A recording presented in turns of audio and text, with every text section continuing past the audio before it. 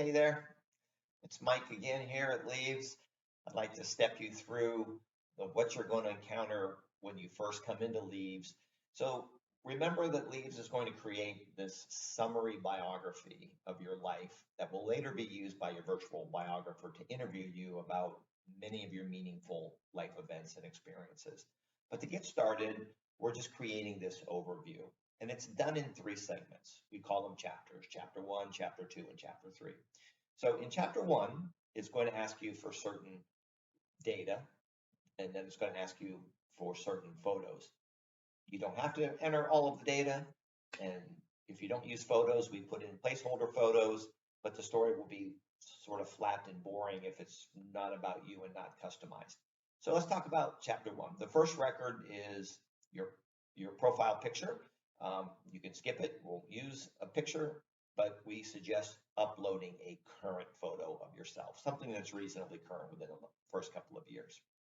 Because remember, the narrator is going to tell a story, and it's going to start with where you are today in life, and then it's going to bring the viewer back and take them up to the present. So the first data point we'll ask you for your birth date and place of birth. You should know that by heart, shouldn't be a problem. The suggested photo for this record is upload a baby photo of yourself.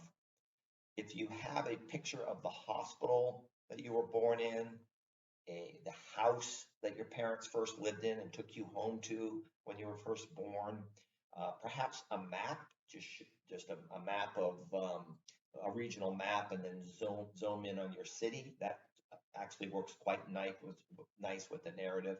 Or your birth certificate, BC birth certificate.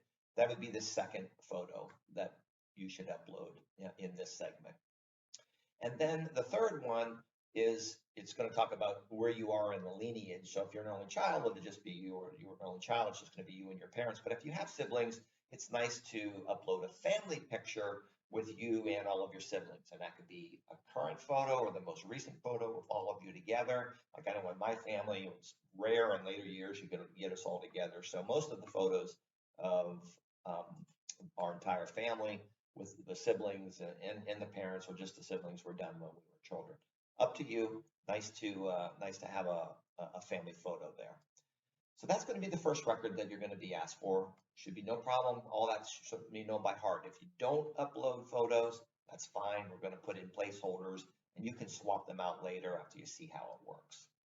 The second record we're just going to ask you about are your parents, because we want to put it in context with your parents' life. Your story is your story begins when your parents gave birth to you. So we're going to ask for you to enter their name and birth dates, and then upload a picture of your mom and upload a picture of your dad. What works really well is a picture of them around the time you were born. That's great. It could be that of them together. It could be with individually. It could be their high school graduation photos. Whatever you have in your archives or your family photo albums. But right around the time you were born, because the narrative's going to say, over in the town of wherever you were born, and it's going to mention your mom and your dad and show images of them. The next record are the records of your siblings. If you don't have any siblings, you would just skip this, but if you do, enter their birth dates, and all you really need is, it's best to put in the full date, and then a photo of each sibling, or a photo of you with each sibling is also nice. That photo, again, can be one when you were children, it could be one when you were in your teens, or it could be one more recent photo of you and your siblings. It really doesn't matter. It's just how you want the narrator to present your siblings, whether it's more recent or going back in time. And the last piece of data for chapter one of your summary biography is your high school, your formative years. So it's going to ask you for the years attended. Most people attended high school for 3 or 4 years, unless you went to one of those schools where you went in as a first grader and came out as a senior.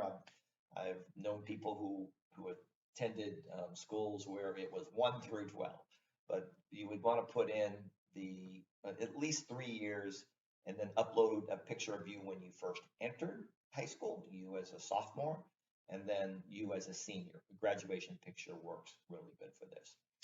And then you'll be done with chapter one, the first part of your summary biography. You'll be able to preview it. And so this information can be uploaded and entered and uploaded literally in 10 or 15 minutes. And then you can preview your story to date, and it will be told with historical context. And that's sort of where the magic comes in. You can share it at this point, so you can send it out to your kids, your grandkids, your spouse, your family and friends, and say, hey, I'm writing this story. Here's what I have so far. Do you have any comments? Do you have any memories that should be included? And so it's a good way to get them to participate with you while you're creating this story for yourself, or maybe you're doing it for someone else, your mom or your dad. It will also show you the beginnings of your interactive map of important places that you've lived, like where you were born, where you went to school, where you grew up.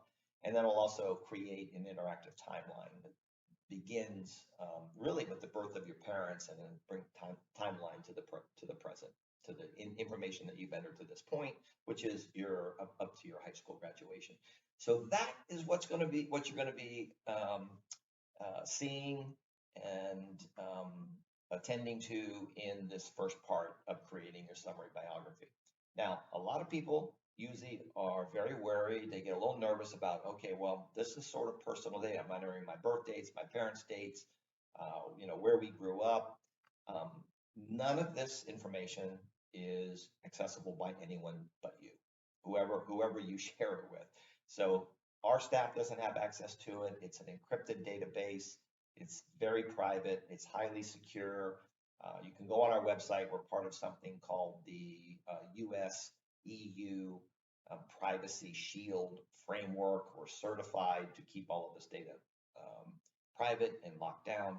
So don't worry about entering this stuff. Only you have access to your records, just like you would on Facebook, for example. Your birth date is probably on Facebook. If you use a genealogy site like Ancestry or MyHeritage or Family Search or any of the others, you probably have data up there, but only you have access to that data, or whoever you give permission to have access to it has it. So that's going to be what you're going to attend to in the first part of your life story summary biography.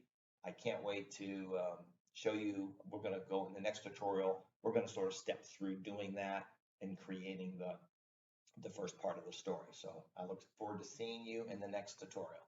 Bye for now.